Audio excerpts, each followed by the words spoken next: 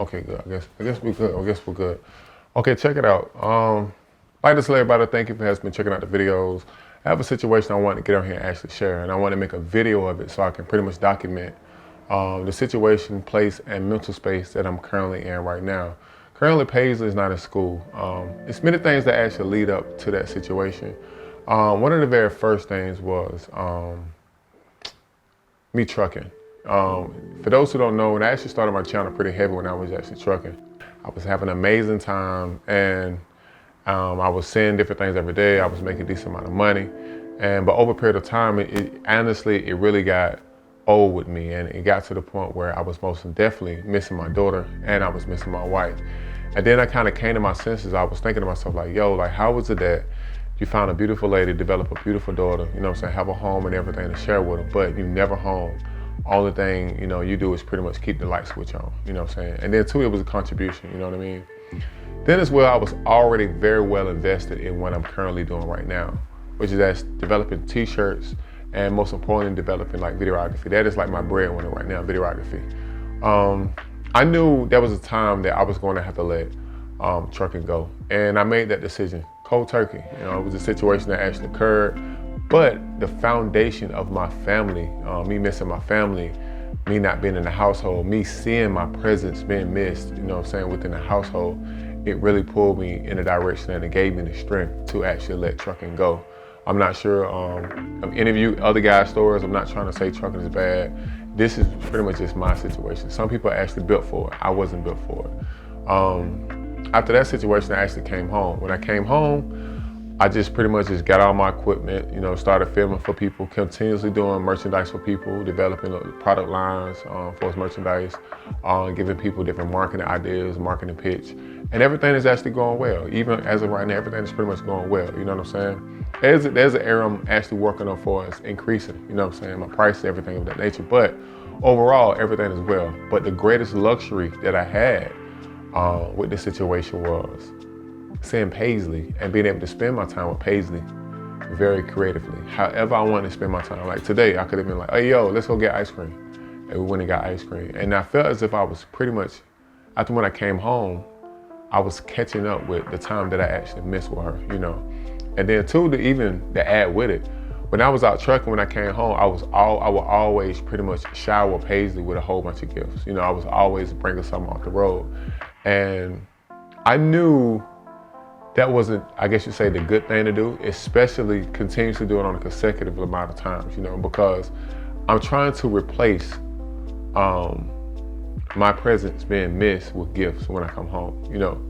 So fast forward, after quitting, I say like a month and a half, I'm not even pretty much sure with the timeline, but right after I actually quit, I'm gonna say like a month and a half, that's when the COVID-19 actually hit.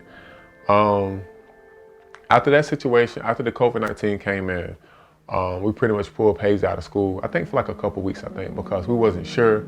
The world wasn't ready for it. The world wasn't prepared for it. The world didn't know exactly what it was, the origin of the COVID-19, anything of that nature. So therefore, me and my wife, we pretty much pulled back. After pulling back, we started to, you know, gather information from, you know, the TV and the media, keeping your hands washed, wear your mask, you know what I'm saying, keeping hand sanitizer, the 6 feet increments, you know, for social distancing. So then on top of that, you know, the school that, you know, Paisley was going to pretty much sent over us a, you know, documentation for us, with their actions of actually how to handle the COVID-19, hoping that, you know, the kid won't actually catch it and, you know, stuff of that nature. So we cool, we rocking, you know, so we sent her back to school. I'm back, you know, doing my videography. My wife, she's at work, you know what I mean? And then two, holidays come up. You know, after the holidays come up, we're now in a space where now it's like, hold on, like a lot of people is catching this stuff again, you know what I'm saying? Some people catching it 2 times. And we know that a lot of family members had gotten together over the holidays, and over the holidays what happened is people who actually have it asymptomatic or whatever it is, they're giving it to other people and don't even know it. So after that, we kind of, you know, not necessarily we was, you know, expecting that, but we were being very shrewd of how and where we actually place Paisley at. You know, so therefore we kind of, after the holidays, she hasn't been back since, but we kept her out of school for like 2 weeks, you know what I mean? After that, I had a morning, I actually woke up and I was in the bed and I woke up like 2 hours earlier than our normal shift. I guess our shift. Our normal practices of actually getting up out in the morning. And throughout that entire time, I was sitting there really thinking like, should I really send my daughter to school, you know? Pays to keep her hand in the mouth. And you know, I guess that's one of the things that, you know, it's not sold separately when having a kid. They're going to put their hand in their mouth and a lot of other things too. And that really put me in a state of being very apprehensive of, was I being a good father, continues to go ahead and send her to school, or should I just keep her with me, homeschool her, and bring her on set with me, you know? The sets that pretty much she will be on me with will be, you know, very organized. It's not like no, you know, rap stuff. It's nothing like that at all, period. But I knew I had to go ahead and accept the challenge of pretty much being her tutor. And with that being said, you know, I feel as if I'm a good dad. I feel as if I'm an awesome father and husband too. But there are some occasions that, you know, as a parent, we have to meet and have to rise to the point where sometimes we doubt ourselves. And I think that is one of the situations where I have doubted myself, being able to not necessarily be able to teach her, but being able to handle the patience that kids know how to mess with you on, you know what I mean? So far, so good, but I understand this is most definitely a long-term commitment. I'm not sure if you guys are in this same situation. I'm not sure if you guys have been pondering about taking your kids out of school, and I hope your kids are in a school where they implement, you know, the infrastructure, a form of defense for the COVID, you know what I'm saying, very, very well, you know what I mean?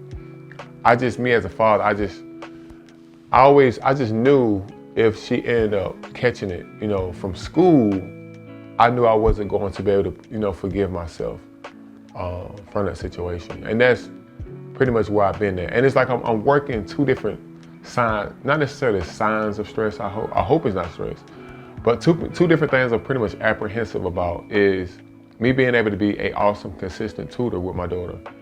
And then two, sending her back to school and she ended up catching COVID. And and that's very, very sensitive with me right now, you know.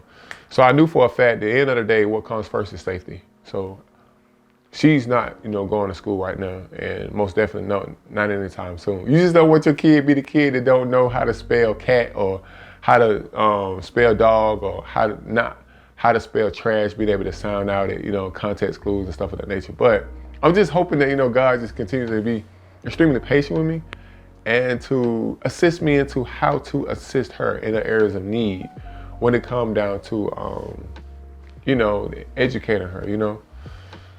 So with that being said, it's like so far I really just been trying to rely off, you know, me making a good decision and just know I have no time to waste, you know what I'm saying, with this situation.